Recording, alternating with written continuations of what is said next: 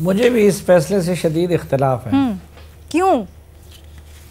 اس لیے کہ یہ فیصلہ ٹھیک ہے لیکن یہ ادھورا فیصلہ ہے، اور جو آئین کے آرٹیکل 62-63 ہے یہ بظاہر اسلامی دفعات ہے، لیکن یہ اس کی کئی شقیں اسلام کے روح کے منافی ہیں، قرآن و سنت کے تعلیمات کے منافی ہیں، کیونکہ مثلاً اس کا ایک شق ہے کہ وہ اچھے کردار کا حامل نہ ہوں۔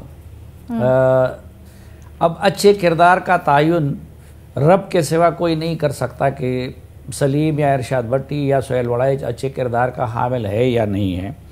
یہ بالکل غیر اسلامی دفعہ ہے جس میں اللہ کا کام انسان کے سپرد کیا گیا ہے، پھر وہ لکھتا ہے کہ وہ اسلامی تعلیمات کا خاطر خواہ علم نہ رکھتا ہو اور اسلام کے مقرر کردہ فرائض کا پابند نیز کبیرہ گناہوں سے مجتنب نہ ہو۔ اب اسلام کا خاطر خواہ علم نہ رکھتا ہو، اس کی تشریح کیا کوئی انسان کر سکتا ہے؟ خاطر خواہ سے کیا مراد ہے؟ کیا صرف قرآن اس نے ناظرہ پڑھا ہو، یا کیا قرآن اس نے ترجمے کے ساتھ پڑھا ہو، یا تفسیر کے ساتھ پڑھا ہو، یا اس کے ساتھ حدیث کا کتنا علم ہو؟ خاطر خواہ کی ڈیفینیشن کیا پاکستان میں کوئی انسان کر سکتا ہے؟ میں تو نہیں کر سکتا۔ اور ہم نے تو دیکھا کہ جو حضرت امام ابو حنیفہ اور امام شافعی رحمۃ اللہ علیہ جیسے لوگ بھی اپنے بارے میں یہ نہیں کہتے تھے کہ ہمارا علم خاطر خواہ ہے، بس صحابہ کرام وہ اپنے علم کو خاطر خواہ نہیں کہتے تھے۔ اس میں یہ کہا گیا ہے کہ وہ بندہ الیکشن لڑ سکتا ہے جو اسلامی تعلیمات کا وہ خاطر خواہ علم ہو، لیکن جو سب سے بڑا اس میں قابل اعتراض شق ہے وہ یہ کہ وہ سمجھدار، پارسا، فاسق اور ایماندار نہ ہو۔ اب پارسا ہونا یہ یا متقی ہونا، اس کا فیصلہ اللہ کے سوا کوئی انسان نہیں کر سکتا۔ اور اسی طرح آگے امین اور صادق، دنیا میں صرف ایک ہستی ہے جس کے بارے میں ہم اعتماد سے کہہ سکتے ہیں کہ وہ امین اور صادق ہے، وہ نبی کریم صلی اللہ علیہ وسلم کی ذات ہے۔ معافی چاہتا ہوں۔ تو اس لیے یہ جو ابھی یہ شقیں ہیں یہ سارے اس میں اللہ کا کام انسانوں کے سپرد کیا گیا ہے۔ یہ اللہ جانتا ہے کہ کون متقی ہے، کون متقی نہیں ہے، کون پارسا ہے، کون پارسا نہیں ہے۔ اس لیے اس کورٹ کو چاہیے تھا کہ یا تو ان تمام شقوں کو اڑا دیتے، یا کم از کم پارلیمنٹ کو ہدایت دے دیتے کہ وہ ان شقوں کو نکال کے اس پہ نظر ثانی کر کے اس کو اسلامی تعلیمات سے ہم آہنگ بنا دے۔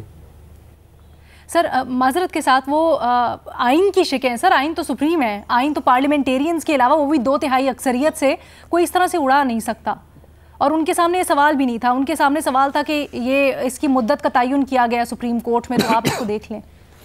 آئین کے شروع میں یہ کہا گیا ہے کہ کوئی قانون قرآن و سنت کے منافی نہیں بن سکے گا۔ جی، تو میں تو اس دین کے ایک طالب علم کی حیثیت سے یہ سمجھتا ہوں کہ یہ شقیں قرآن و سنت کے تعلیمات کے منافی ہیں، اور خود اس ہیئرنگ کے دوران بھی معزز جج صاحبان نے بھی یہ بات کہہ دی کہ کوئی بندہ بھی نبی کریم صلی اللہ علیہ وسلم کے سوا کسی اور کو آپ صادق اور امین کا ٹائٹل نہیں دے سکتے۔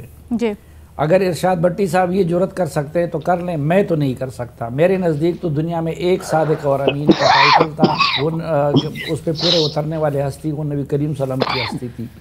دوسرا، جی، کون متقی ہے، کون متقی نہیں ہے، کون پرہیزگار ہے، کون پرہیزگار نہیں ہے، میں تو کسی کے بارے میں یہ فیصلہ نہیں کر سکتا۔ میرے نزدیک تو یہ صرف اللہ جانتا ہے، کیونکہ اسلام کی بہت ساری عبادات ایسی ہیں، مثلا اب روزے پہ کوئی سزا کیوں نہیں ہے؟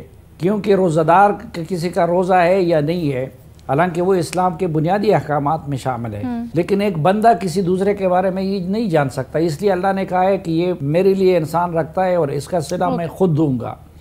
تو بہت ساری یہ چیزیں ہیں، اگر جج صاحبان یا کوئی انسان یا کوئی پارلیمنٹیرین یا ہمارے پینلسٹ میں سے کوئی پینلسٹ یہ فیصلہ کر سکتا ہے صادق اور امین کا اور متقی اور پرہیزگار کا، تو پھر ٹھیک ہے، آئین میں رہنے دے۔